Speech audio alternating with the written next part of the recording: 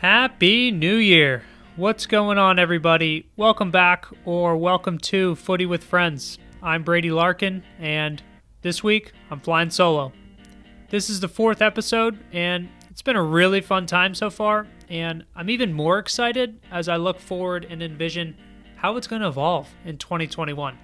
I've got a few ideas that I'm going to try out, and I'll continue to mix it up with inviting guests on some weeks and checking in with you like this on others. Thanks again for tagging along and listening to the pod. And as always, I appreciate your feedback. And if you feel inclined to, rate and review on Apple Podcasts.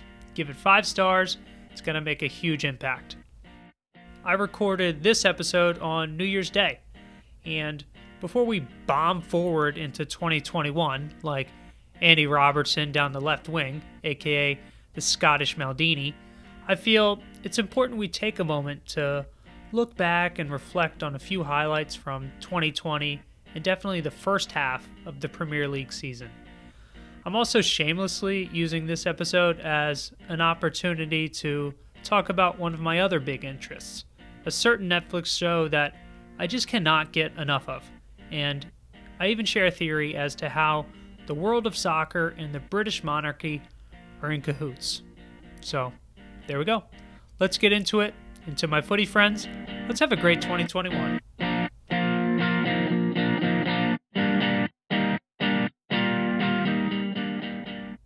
It's a new year. We're about halfway through the European soccer season, so it's as good a time as ever to look back on the year that was 2020 and the first half of the season. I got a few highlights I want to touch on, and then we'll get into a couple things I'm really looking forward to in 2021. So we're going to start with Larkin-on-Liverpool, because honestly, that's what really matters to me. Liverpool, if you haven't seen them, have really just been skidding into the new year. They're coming off back-to-back ties, one against West Brom, most recently against Newcastle, and they're really just two stale, uninspired performances to round out the first half of the year. It doesn't seem like they have a good plan B to their attack when it's really not coming off. Their finishing has just been erratic. Mo Salah's missing some easy sitters. And I know I've been talking about it for probably every week so far on this podcast. The injuries keep mounting up. Every time someone comes back from the injured reserve, another goes down. Another center back just this week, Joel Matip, is out. It seems like Matip and Naby Keita are made of glass. I don't know. They're so fragile. Like, you can't touch them. I don't know if they're not eating right or preparing their bodies correctly. It's shocking that they come back for such a short period of time. That's frustrating, but that's kind of been the ups and downs of the season so far. In the meantime, I've kind of been surviving on Virgil van Dijk Twitter videos of his rehab as a source of inspiration and hope. It's really just him on a stationary bike. It's legit stuff. I mean, he's got a good soundtrack to his videos. It's good to see him in the gym working out with Dutch legend Clarence Seedorf. So at least he has a buddy in there with him. Thiago just came back, played a few minutes against Newcastle, and immediately looks like one of the best players on the field. So that's optimistic. But really, at the end of the day, who cares? Liverpool, first place, and we're not even close to playing our best soccer. 2020 has, of course, been the year we ended a 30-year wait to clinch the Premier League title.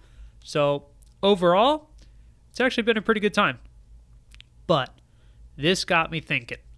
Who has been the best performer of the year, the MVP of the first half of the season? For me, there's at least 2 candidates, Mo Salah and Andy Robertson. Mo, he deserves a mention. I mean, he's got 13 goals to lead the Premier League. Earlier this month, he became the club's all-time leading scorer in the Champions League. That's impressive, coming from a club that's won it all 6 times. And he's doing all this in the face of a ton of hate he's been getting on social media. First of all, people need to chill out. He posted a picture of him and his family on Christmas morning, and being an icon of the Muslim community, some of his more devout followers didn't take kindly to this. So he's just sitting there wearing matching reindeer onesies with his wife, his 2 daughters, opening presents under a Christmas tree. People are way too caught up in the cancel culture and trying to turn this into a Christianity versus Islam. Guys, stop. All right? Let the man be. Let the man have a nice Christmas morning with his kids, and let the man play soccer. All right? And leave it there. End of story. And despite all this, his performance on the field and face of off-the-field nonsense, Salah is just a close number 2 to my MVP, Andy Robertson. Robertson has easily been the most consistent performer. You literally can't take him off the field. You can sub out Trent on the right side of the field and plug in Milner or Nico Williams, but you take Robbo out of the left back spot, it falls apart. There's really no good substitute just yet. I know they bought Tsimikas over the summer, but he really hasn't staked his claim as being a legit number 2 yet. He's playing every week, bombing down the wing. In the off weeks when there's international breaks, he's been away captaining Scotland, and he helped them qualify for this summer's Euro tournament. He recently released a tell-all book that details last season's championship run, which I'm currently reading and is one of my favorite Christmas presents this year. And let me just say this. He opens up the first chapter describing Alisson Becker dancing through the hotel lobby carrying the Champions League Cup, and how Robbo was the last man standing at the post-game celebrations, how he was getting the team analysts to sneak in beer for him and Adam Lallana. It's just hilarious stuff. But for his dogged performances on the field, he is my first half MVP. So, Robbo, keep charging forward in 2021. Again, overall, I'm optimistic. I'm excited in general for 2021 and what could be the tightest and most exciting Premier League race for quite some time. A belated Christmas present could very well be Gini Wijnaldum signing a contract extension, and by the time this podcast comes out, he may have done that. So it's coming soon. We want Wijnaldum to stay. That would be a nice cherry on top of all this exciting stuff that happened in 2020. So taking a look at the bigger picture and the action around the Premier League, I think one of the most exciting teams in the league this half of the season has definitely been Aston Villa. They're right up at the top. They're in 5th place, 7 points behind Liverpool, having played 2 less games. So speaking of 7, they gave Liverpool a 7-2 shellacking earlier this year. They've also had one of the most exciting players in the league in Jack Grealish. And for me, he's one of the most creative guys in the league. He's fouled the most, and he's one of probably the best number 10. Not only the position he plays as an attacking midfielder, but number 10 jersey. Who's better than him in the league? Mane, yeah, maybe at times. Grealish. Who's better than him? He's got the biggest calves and the smallest shin guards. That duo, it's hard to compete with. I also have a theory into the secret of their success. Villa has a super fan like no other club. Prince William, a.k.a. the Duke of Cambridge, a.k.a. the future King of England, is a diehard Villa supporter. Yeah, he really is. The story is, when he was a kid at school, he wanted to get into football and pick a team. All of his friends liked the bigger teams, like Chelsea, Man United, Arsenal. So I respect Prince William to choose a lower tier team, so he's not a plastic supporter, a bandwagoner. So I think from that moment on, when he chose Aston Villa, the Midlands club was anointed. And if you're not quite sure what I'm talking about and you don't know about the power of the royal family, well, I got you covered. The best show on Netflix in 2020, and it's honestly not even close, has been The Crown. So right now I'm working on season 4. I'm powering through it, and it's completely worth your investment of your time, your energy to catch up all the way from season 1. The show is so well written, and it's essentially a narrative that's woven through the reign of Queen Elizabeth. So you'll get to see some of the bigger and more well-known events that have highlighted her life, but often the episodes are centered around like more really nuanced moments and relationships that are probably overlooked by the public, historians, and all of them that have had significant impacts on the British history and the monarchy. So is it historically accurate? Maybe. Personally, I'm a big researcher, so when they started throwing around all these elaborate titles like Duke of Edinburgh or Earl of York or wherever, I'm like, who? Who was that? Are they important? So I'm on Wikipedia, and the characters look like spitting images of who they are in real life. So huge props to the casting. Princess Diana, I can't even handle it already. It's almost too much knowing how her story arc eventually ends. So The Crown. Start it up if you haven't yet.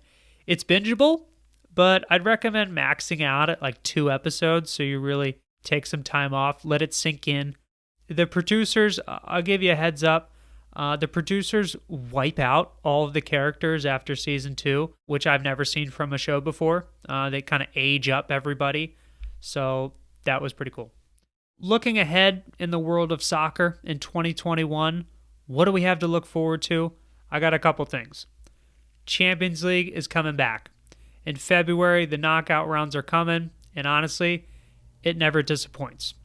You can catch up on episode 2, where I gave a quick rundown of some of the more interesting teams from the group stage, who's hot, who's not.